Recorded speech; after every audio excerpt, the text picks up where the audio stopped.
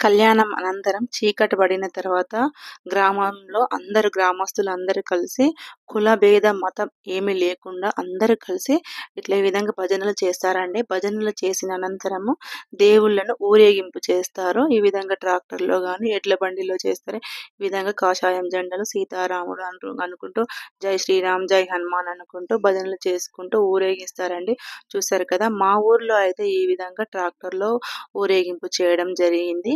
ఈ విధంగా గడప గడపకు, వీధి వీధికి తిరుగుతూ ఉంటారు వీలైనంత వరకు. అలా వెళ్ళిన తర్వాత స్వామివారికి ఈ విధంగా వచ్చేసి మంగళహారతులు ఇస్తారండి మహిళలు. ముందుగా ఒక సర్వలో నీళ్లు తెచ్చేసి ట్రాక్టర్ ముందు అంటే కడుగుతారన్నమాట. గడప ముందు నీళ్లు పోసినట్టు పోసేసిన తర్వాత మంగళహారతి తీసుకొని వాళ్ళొచ్చేసి పసుపు, కుంకుమ హారతి ఇచ్చిన తర్వాత ఈడ అయ్యవారు ఉన్నారు కదా! తను ఒక టెంకాయ కొడతాడు, కొట్టిన తీర్థం పెడతాడు.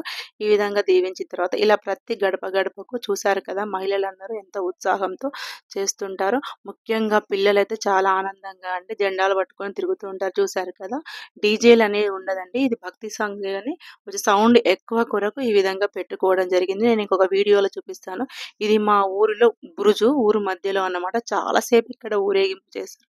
అందరూ గుమికూడతారు. ఈ విధంగా రాత్రి 11, 12 అవుతుందండి. సాధ్యమైనంత వరకు ఊరిలో ప్రతి వీధి తిరగడానికి ట్రై చేస్తారు. చూసారు కదా! మహిళలు చాలా ఉత్సాహంగా పాల్గొన్నారు.